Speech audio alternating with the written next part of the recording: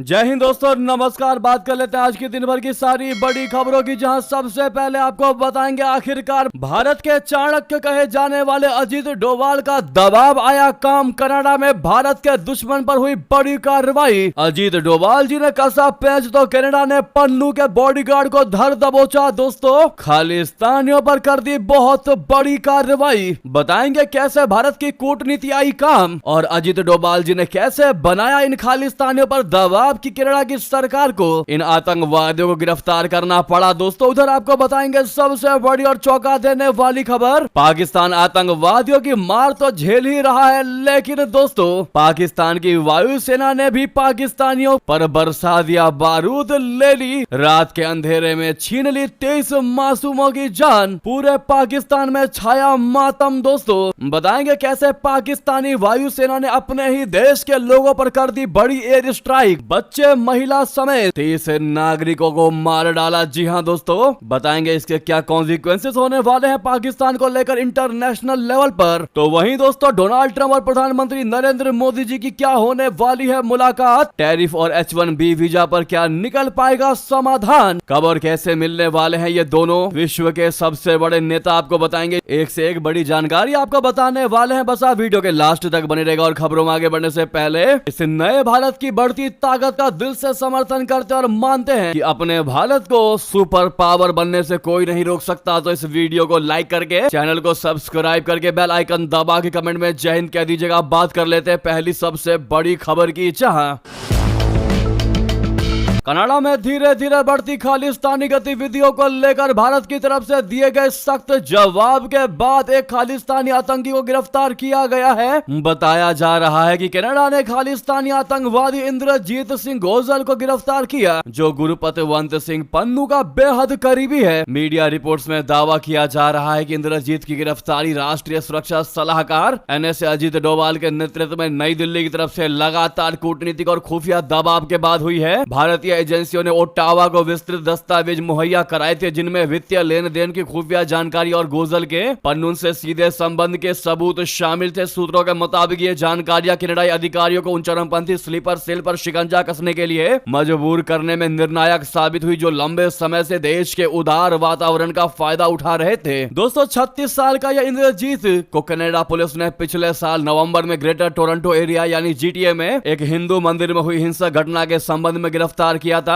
हालांकि बाद में उसे पील रीजनल पुलिस यानी PRP ने शर्तों के साथ रिहा कर दिया था। इंद्रजीत सिंह जून 2023 में हरदीप सिंह निज्जर की मौत के बाद अमेरिका स्थित खालिस्तानी संगठन सिक्स फॉर जस्टिस का कनाडा में मुख्य आयोजक बन गया था। हाल ही में वैंकूवर में मौजूद भारतीय वाणिज्य दूतावास समेत कनाडा में भारतीय राजनयिक मिशनों को बढ़ते खालिस्तानी खतरों की रिपोर्टों पर भारत ने सख्त टिप्पणी की थी। विदेश मंत्रालय ने शुक्रवार को कहा था कि सुरक्षा प्रदान करना कनाडा सरकार की जिम्मेदारी है। यानी कि इन खालिस्तानियों की गिरफ्तारी क्लियरली बता रही है कि कैसे भारत का दबाव अब काम आ रहा है, प्रभाव पड़ रहा है भारत के दबाव का कनाडा पर। NSA अजीत डोभाल ने इस मुद्दे पर कई सबूत भी दिए थे। ऐसे में भारत के चाणक्य की नीति आई काम। इस पर आपकी जो भी राय हो दोस्तों बताना बिल्कुल मत भूलिएगा। लेकिन अपने भारत के पावर के लिए सामने लाइक का बटन अभी तक लाइक नहीं किया है इस वीडियो को, तो जरूर लाइक करिएगा। तो वहीं आपको बता दें, पाकिस्तानी वायुसेना ने अपने ही लोगों पर बरसा दिया बारूद। रातों रात कर दिया एयर स्ट्राइक। बच्चे, महिला समेत 30 नागरिकों की ले ली जान। बता दें, पाकिस्तान की सरकार तो पहले ही अपने लोगों का खून चूसने में लगी हुई है, लेकिन अब पाकिस्तानी सेना भी लोगों की जान से खेलने लगी है। पाकिस्तान की वायुसेना ने सोमवार को खैबर पख्तूनख्वा राज्य में हवाई हमलों से महिला और बच्चों समेत 30 लोगों की जान ले ली। बताया जा रहा है कि यह हमला देर रात करीब 2 बजे हुआ था। बड़ी तादाद में लोगों की मौत के बाद पाकिस्तानी गुस्से में है और प्रदर्शन भी कर रहे हैं। जी हां, घटनास्थल की कई विचलित कर देने वाली तस्वीरें वायरल हो रही हैं। कुछ तस्वीरें तो बच्चों की है, जिनमें देखा जा सकता है कि किस तरह मासूम जिंदगियों को बारूदी खेल का मोहरा बनाया गया है। कुछ तस्वीरें तो ऐसी है जिन्हें हम आपको दिखा तक नहीं सकते दोस्तों। खाली भीड़ हम आपको दिखा रहे हैं, क्योंकि उन्हें देखने से मन आपका विचलित हो सकता है। कुछ मीडिया रिपोर्ट्स में दावा यह किया जा रहा है कि एयरफोर्स के निशाने पर तहरीक तालिबान पाकिस्तान बोले तो TTP के ठिकाने थे, लेकिन हमले में मारे मारे गए लोग आम नागरिक थे।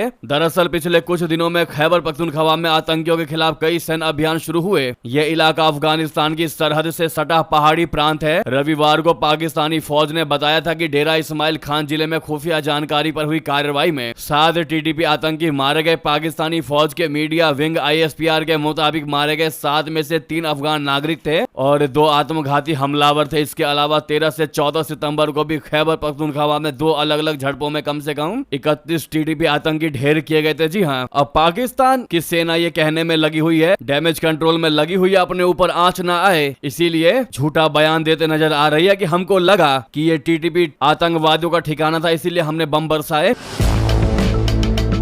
स्थानीय निवासियों और प्रत्यक्षदर्शियों के मुताबिक गांव के लोग सो रहे थे, तभी तेज धमाकों की आवाज सुनाई दी। बमबारी इतनी तीव्र थी कि एक गांव का पूरा बड़ा हिस्सा तबाह हो गया। कई घर पूरे तरीके से ध्वस्त हो गए और चारों ओर सिर्फ मलबा ही मलबा नजर आ रहा है। गांव की गलियां और सड़कें टूट चुकी हैं, घरों के मलबे भरे पड़े हैं, जिससे बचाव और राहत कार्यों में भी भारी मुश्किलें आ रही हैं। सोशल मीडिया पर जो वीडियोस वायरल हुए हैं वहां के, उनमें गांव की तबाही और घायलों के मंजर साफ साफ देखे जा सकते हैं, जहां चीखें साफ सुनाई दे रही है। जब पाकिस्तान की सेना दोस्तों अपने देश के ही राज्यों का सही से जानकारी हासिल नहीं कर सकती, तो अब आप इमेजिन करिए कि वो क्लेम करती है कि वो भारत पर अटैक करेगी। वो क्लेम करता है कि वो सबसे उन्नत लेवल का उनके पास हथियार भी और उन्नत लेवल के वो वायुसेना है। उसकी रियलिटी की भी पोल खुल चुकी है दोस्तों। ऐसे में अगर आप भी मानते हैं कि पाकिस्तान सिर्फ कहने का है, रियलिटी में उससे बुरा और उससे नीचे लेवल का किसी देश की सेना नहीं, तो अपनी राय अवश्य दीजिएगा दोस्तों। आप लोग की क्या राय है इस मुद्दे पर बताइएगा जरूर। इससे बड़ी और शर्मनाक बात नहीं हो सकती पाकिस्तानी सेनाओं के लिए, पाकिस्तान के हुक्मरानों के लिए। दोस्तों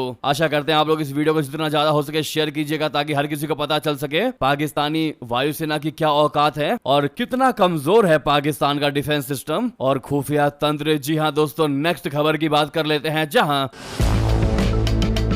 वहीं दोस्तों ऑपरेशन सिंदूर में पाकिस्तानी फेल्योर का मिला एक और अहम सबूत। श्रीनगर के डल झील में मिला फुस हुआ फतेह फर्स्ट रॉकेट। जी हां, श्रीनगर की मशहूर डल झील में रविवार को एक सफाई अभियान के दौरान पाकिस्तान द्वारा दागे गए फतेह 1 रॉकेट मिला है। ये रॉकेट इस साल मई में ऑपरेशन सिंदूर के दौरान झील में गिरा था। रक्षा सूत्रों के मुताबिक ये हमला श्रीनगर के सैन्य ठिकानों को निशाना बनाने के लिए था, लेकिन चूक गया। बरामद किया इस रॉकेट के खोल को स्थानीय पुलिस को सौंप दिया गया है। ऑपरेशन सिंदूर भारत की सेना का एक जवाबी बड़ा कदम था। इस साल अप्रैल में पहलगाम में निर्दोष भारतीयों पर कायराना हमला हुआ था, जिसके जवाब में भारतीय सेना ने पाकिस्तान के खिलाफ सटीक कार्रवाई की। ये ऑपरेशन सीमित लेकिन मजबूत था दोस्तों। ऐसे में पाकिस्तानी ये क्लेम करने की कोशिश कर रहे थे कि उन्होंने भारत के रॉकेट्स को, भारत के फाइटर जेट्स को गिराए हैं, लेकिन रियलिटी क्या है दोस्तों, इस खबर से आप समझ ही पा रहे होंगे कि पाकिस्तान के सारे मिसाइल और डिफेंस सिस्टम कितना फेल हुआ है दोस्तों, और उसका फेल्योर का ये सबूत भी हम आपको दिखाई रहे हैं। वहीं कल का मैच अगर आपने देखा होगा तो आपको पता होगा दोस्तों कि कैसे पाकिस्तान के खिलाड़ी भारत की तरफ और भारत के लोगों को हाथ के इशारे से बताने की कोशिश कर रहे थे कि हमने तुम्हारे 5 फाइटर जेट्स को मार गिराया, लेकिन उसके बावजूद भी दोस्तों भारत के साथ मैच हार गए। लेकिन आप उससे उनके मंसूबों का समझ सकते हैं कि कैसे उनका मंसूबा एक खिलाड़ी होने के बावजूद भी आतंकवादियों वाला है। इससे क्लियर है कि पाकिस्तान की औकात जरा सी भी नहीं है, लेकिन दिखावा बहुत ज्यादा करते हैं। इस पर आपकी राय तो बनती है दोस्तों। नेक्स्ट खबर की बात करते हैं। बड़ी अहम जानकारी निकलकर सामने आ रही है, जहां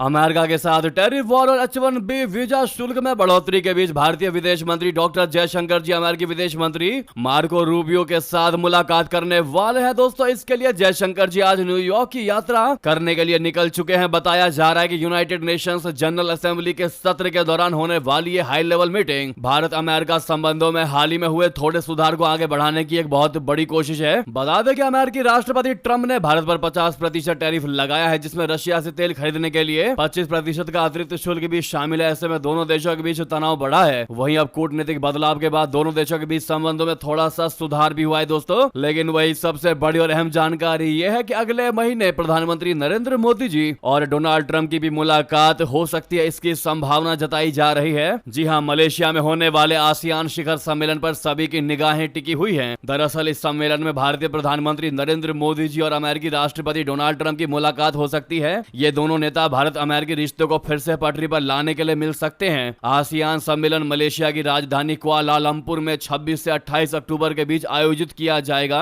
मलेशियाई प्रधानमंत्री दातुक सेरी अनवर इब्राहिम ने पुष्टि की है कि ट्रंप अगले महीने 47वें आसियान शिखर सम्मेलन के अवसर पर मलेशिया का दौरा करेंगे। सूत्रों के मुताबिक प्रधानमंत्री मोदी जी के शामिल होने को लेकर भी तैयारियां चल रही हैं। दोनों मुल्कों के बीच टैरिफ से लेकर H-1B वीजा के बड़े मुद्दे पर भी बात होने की संभावनाएं हैं। ऐसे में all the best PM Modi आप लोग कमेंट में जरूर लिखिएगा। दोस्तों वहीं आपको बता दें, दक्षिण कोरिया के राष्ट्रपति ने कहा कि अमेरिकी शर्तों पर समझौता किया तो डूब जाएगी अर्थव्यवस्था। जी हां, दक्षिण कोरिया के राष्ट्रपति ली जे मोयुंग ने कहा है कि अगर उनकी सरकार अमेरिका की मौजूदा निवेश मांगों को बिना सुरक्षा उपायों के मान लेती है तो देश की अर्थव्यवस्था 1997 के वित्तीय संकट जैसी स्थिति में फंस सकती है। उन्होंने ये बयान राइटर्स से बातचीत में दिया है। जुलाई में सियोल और वॉशिंगटन के बीच एक मौखिक ट्रेड डील हुई थी जिसके तहत अमेरिकी राष्ट्रपति ट्रंप द्वारा लगाए गए टैरिफ कम करने पर सहमत हुआ था। बदले में दक्षिण कोरिया को $350 अरब का निवेश अमेरिका में करना था। हालांकि ये समझौता अब तक कागज पर नहीं उतर पाया है क्योंकि निवेश के तरीकों को लेकर दोनों देशों के बीच विवाद बना हुआ है। दोस्तों वहीं अगली खबर की बात कर लेते हैं, जहां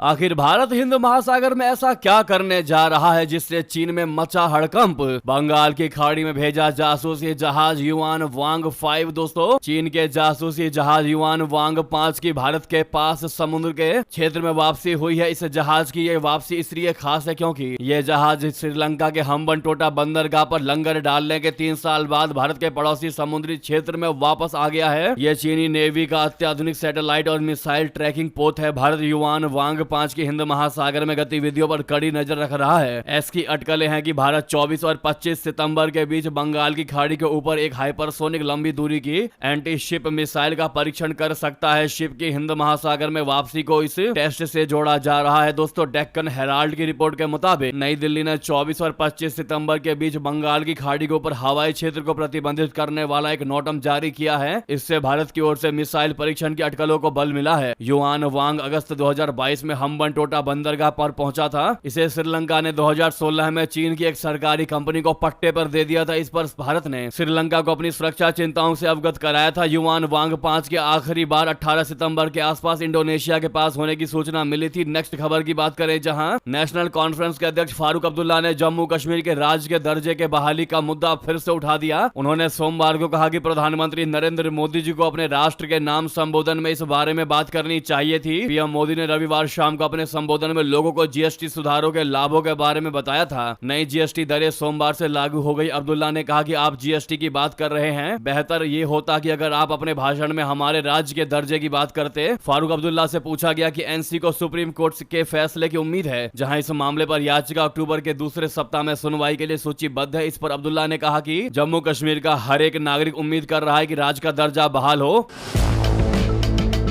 तो वहीं दोस्तों आपको बता दें, मोरक्को की धरती से राजनाथ सिंह जी ने पाकिस्तान को दिया कड़ा संदेश। कह दिया, एक दिन पाकिस्तान के कब्जे वाला कश्मीर कहेगा मैं भी भारत हूं। मोरक्को में भारतीय समुदाय के साथ बातचीत में राजनाथ सिंह जी ने कहा कि भारत के प्रति हमारी भक्ति, स्नेह और प्रेम स्वाभाविक है। हम दुनिया में कहीं भी हों, हमें यह कभी नहीं भूलना चाहिए कि हम भारतीय हैं। भारतीय होने के नाते हमारी जिम्मेदारियां दूसरे से अलग हैं। अगर हम मोरक्को में आजीविका कमा रहे हैं और अपने परिवार की देखभाल कर रहे हैं तो मोरक्को के साथ कोई विश्वासघात नहीं होना चाहिए और ये भारत का चरित्र है। तो वहीं पीओके को लेकर बातचीत में रक्षा मंत्री राजनाथ सिंह जी ने कहा कि पीओके अपने आप हमारा होगा। पीओके में मांगे उठने लगी हैं। आपने नारे सुने होंगे। मैं 5 साल पहले कश्मीर घाटी में एक कार्यक्रम में भारतीय सेना को संबोधित कर रहा था। तब मैंने कहा था कि हमें पीओके पर हमला करके कब्जा करने की कोई आवश्यकता नहीं पड़ेगी, वो वैसे भी हमारा है। पीओके खुद कहेगा मैं भी भारत हूँ और वो दिन जल्द आएगा। जी हाँ दोस्तों, अगर आपको भी भरोसा है कि आज नहीं तो कल पीओके अपने आप भारत में शामिल होगा तो वी बिलीव कमेंट में जरूर कह दीजिएगा। दोस्तों लगे हाथ तो वीडियो को लाइक करके, चैनल को सब्सक्राइब करके, बेल आइकन दबा के कमेंट में जय हिंद कह दीजिएगा। मिलते हैं आपसे अगली बड़ी खबर में। यहां तक बने रहने के लिए आप सभी का बहुत बहुत धन्यवाद, बहुत बहुत आभार। जय हिंद, जय भारत।